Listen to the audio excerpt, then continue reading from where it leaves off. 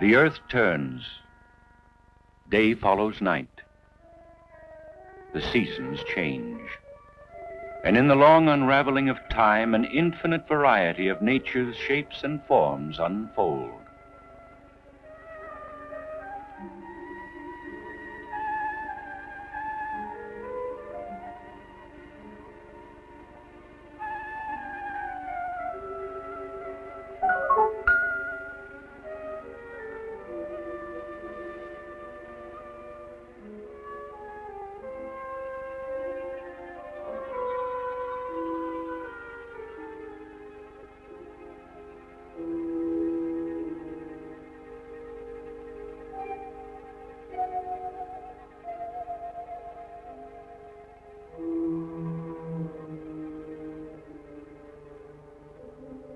Within this shifting world of nature, the human race exists.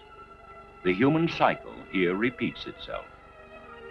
Man with his family enjoys the wide earth, and gradually as time expands, generation follows generation across the years.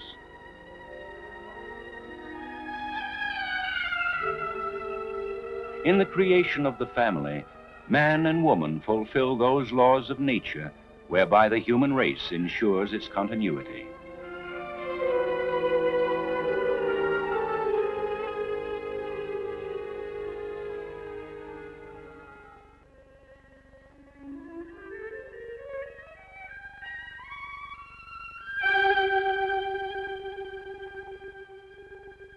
The slow and subtle growth from single cell to newborn child takes place within a setting here seen through the eye of imagery. Within the pelvis of the woman lies that protected region where the drama is enacted, which begins in love and ends with the emergence of new life, unlike any which came before or any to come after.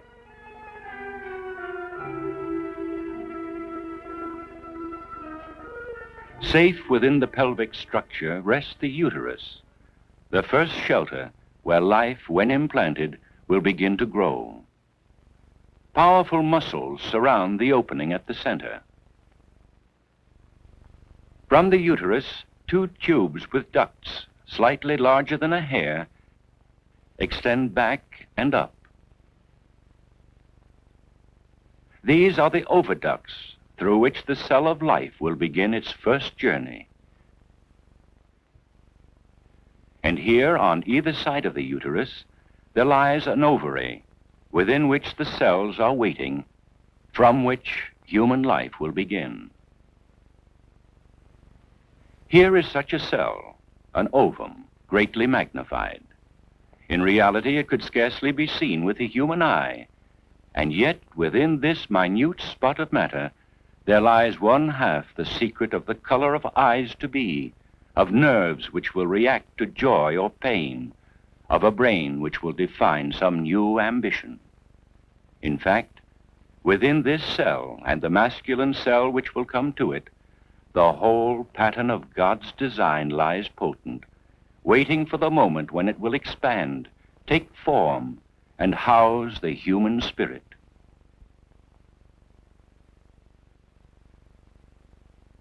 The earth turns, the seasons change. The rhythms of the human body are given purpose and definition.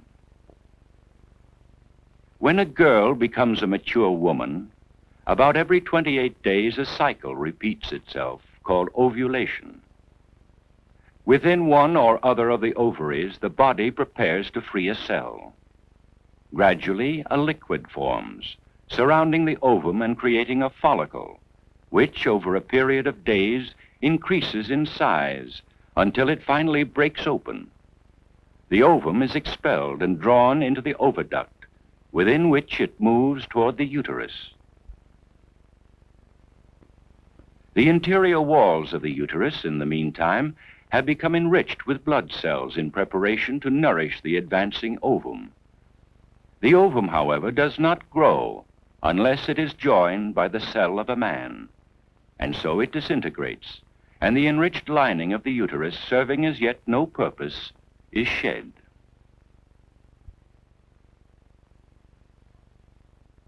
This process is menstruation.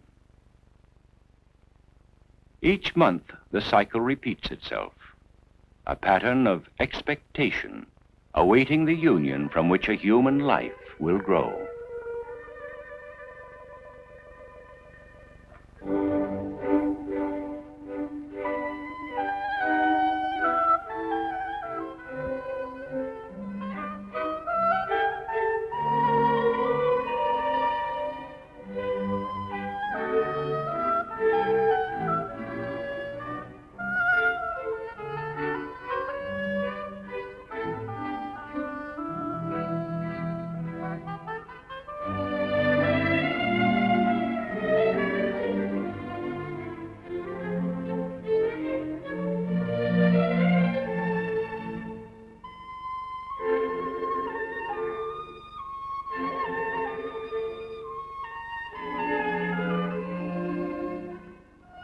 The earth turns. Day follows night. The seasons change. Every spring, nature in joyous extravagance celebrates the renewal of life. And likewise man, in the communion of his love, ensures that his own image will be perpetuated. In each occasion of his ecstasy, perhaps 2 million, perhaps 6 million spermatozoa enter the uterus through the vagina. But of all this migrating mass, only one cell is needed to perform the necessary union. Only during the few days when the ovum is in the upper third of the oviduct can it be fertilized. Gradually, the sperm move upward through the cavity of the uterus into the passages of the oviducts. In the heads of these advancing cells is the nucleus containing the chromosomes, that vital material which, when combined with an equal number of female chromosomes, will determine the physical development of the child.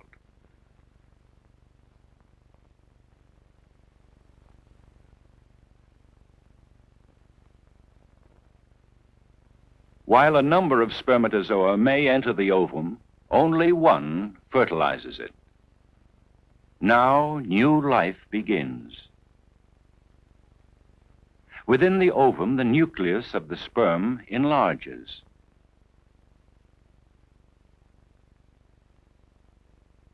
Male and female chromosomes intermingle. The halves are drawn to opposite poles, and 2 new cells are formed with equal numbers of chromosomes from mother and father. These chromosomes, it is believed, are composed of thousands of infinitesimal units, too small to be seen even under the microscope. These are the genes, each having its predetermined and exact location in lengthy succession. They exercise a chemical control, directing and restricting those changes which determine future form and function. Whether, for instance, the child will eventually have a large bony frame like his father, or a tendency to slimness like his mother. Whether the color of his eyes will be brown or blue. The location of the genes within the chromosomes is not a matter of chance. Their order is determined by the union of the father's and mother's genes, and of their parents' genes and their parents' parents, backward from generation to generation until the sources are lost in the vast ocean of time.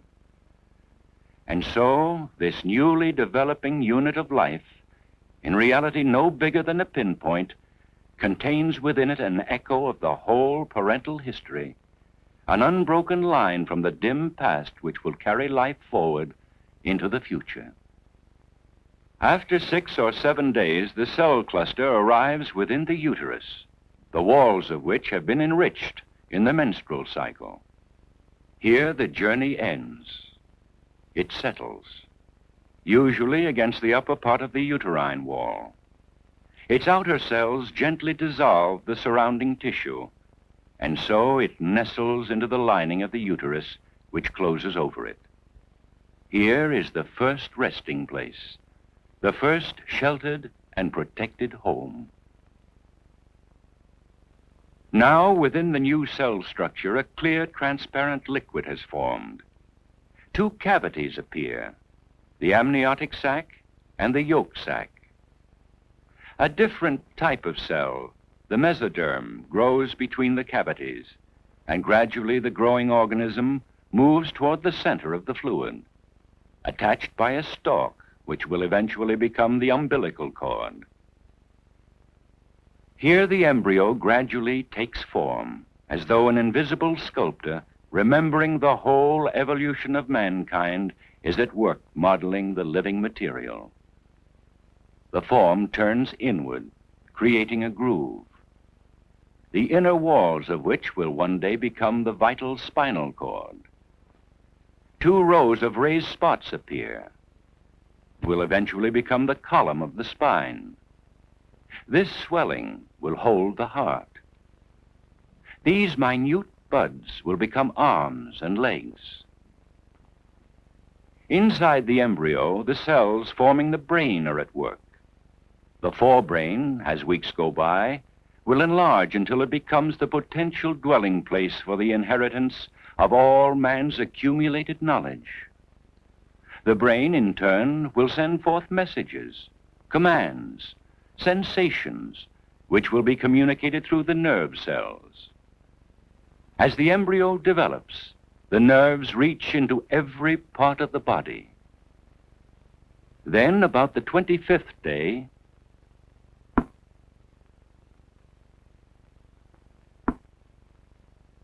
the heart muscle of the new being begins its delicate, essential rhythm, which will continue throughout its entire lifetime.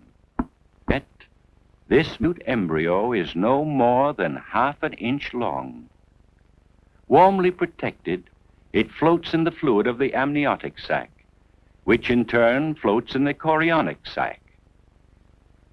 Here, firmly implanted within the inner wall of the uterus, it is guarded by the thick muscles of the uterus itself and the encircling pelvic bone. Safely and surely, a new life is growing.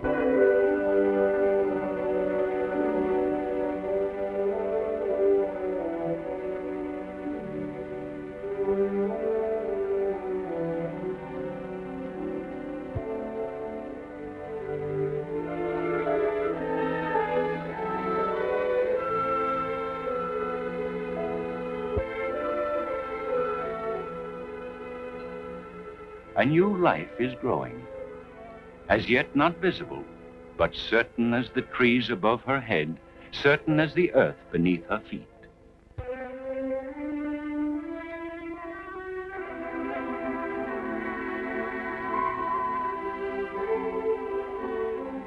And now, this welcome knowledge may be shared.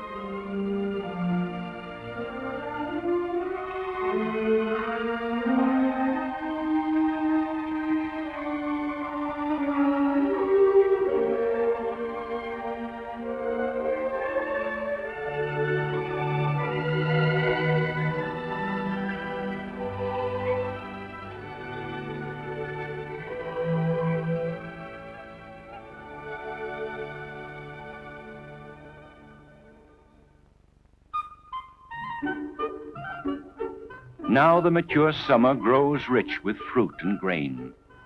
Between sunlight, stream, and hidden root, there is a constant counterpoint of give and take.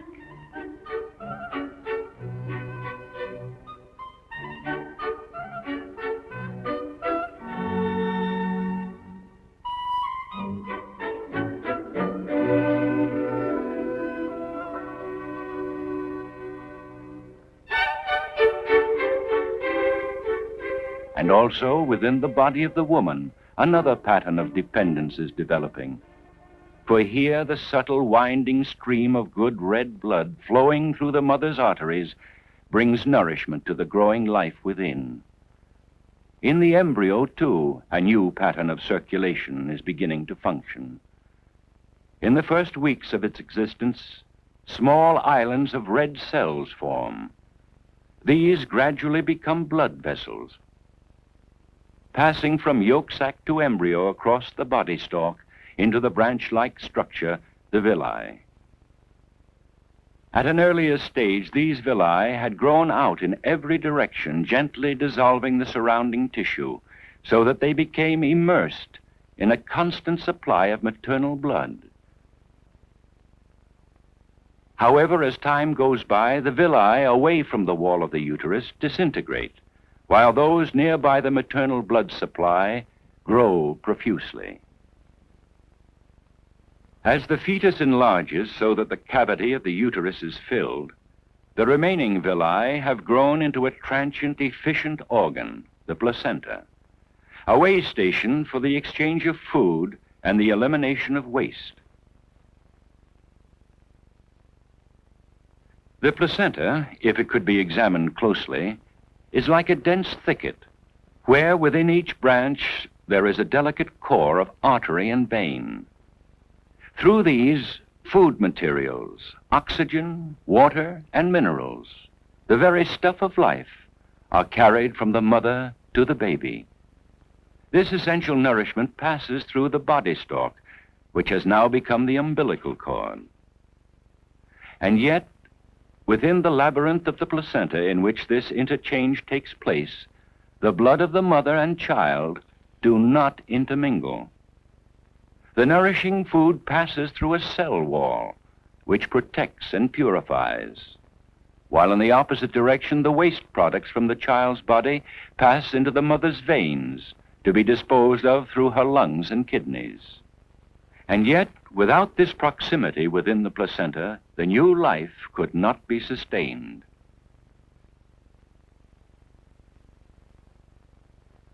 From the 3rd to the 6th month, growth is more rapid.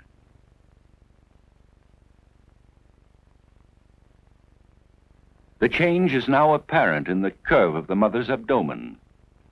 Inside the stretching muscles of the uterus, the child floats in the amniotic fluid, which acts as a shock absorber and preserves a constant temperature.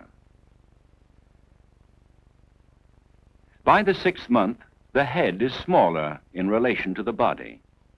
The bones have begun to harden. The organs are well developed.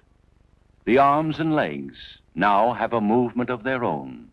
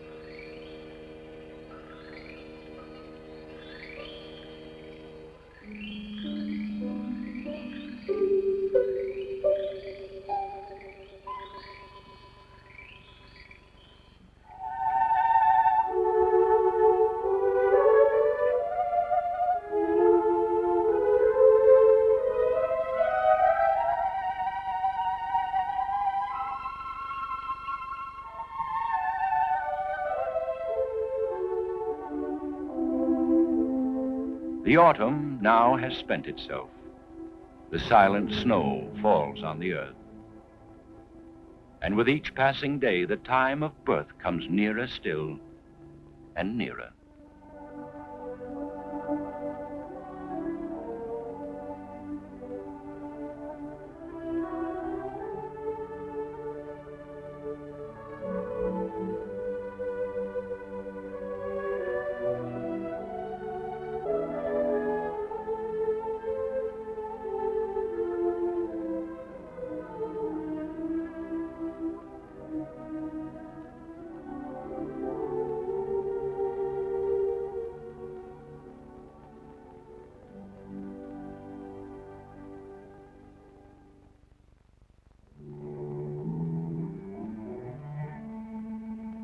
When, after all the necessary months of silent, peaceful growth, the child is ready to be born, the rhythm of labor begins. Gentle contractions, scarcely noticeable, have gone on during most of the pregnancy. Now they occur at regular intervals, perhaps one every half hour.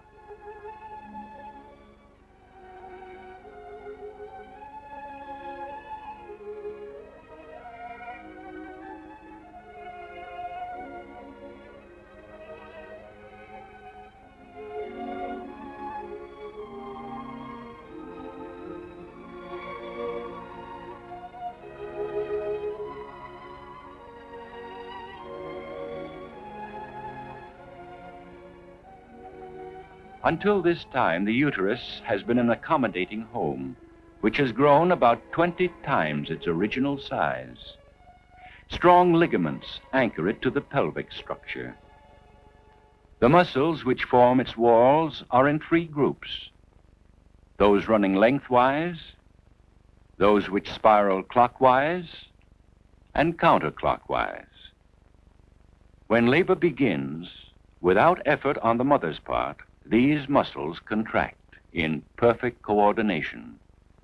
This tightening usually begins at the top, moving diagonally downward. The force of the movement pushes the child within its sac of water against the opening of the uterus, the cervix, which expands little by little with each contraction.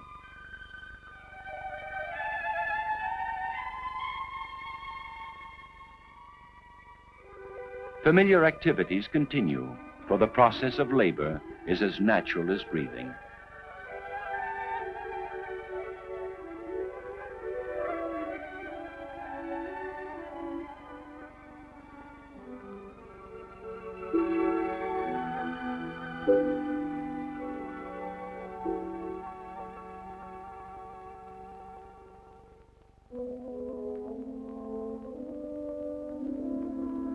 During the coming hours, she will need all her strength, for in her labor there is one single purpose: to bring the life within her body outward.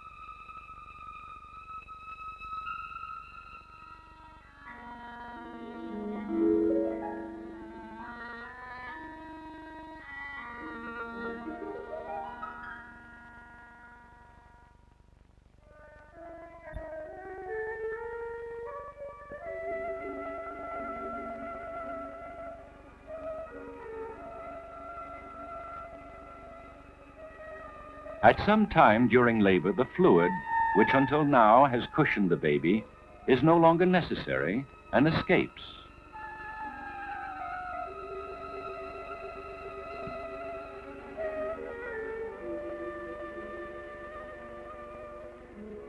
Sometimes after many hours, sometimes after few, the second stage of labor begins. On this act, she will now focus all her attention and concentrate all her energy.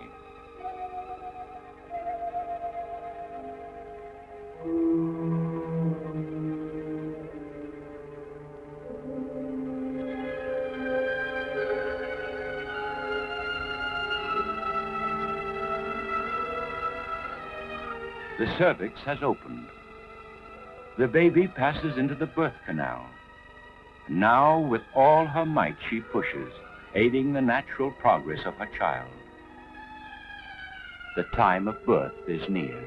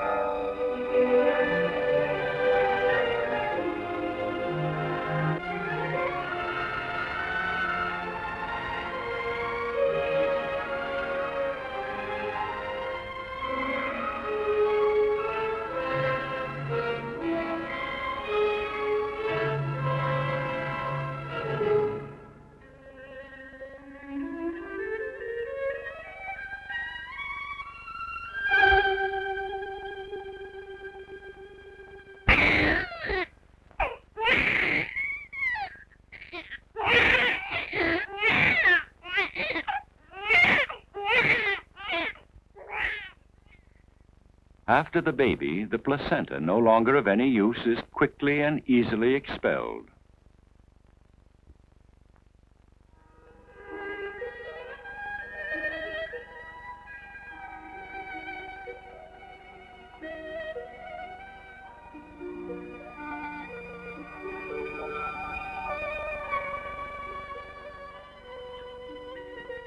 The seasons change. Day follows night. The earth turns. And in the long unraveling of time, generation follows generation in endless succession. Here in this repeated image, like an endless echo thrust into the future, the human race carries forward the imprint of its own past. And in this act of renewal, finds affirmation.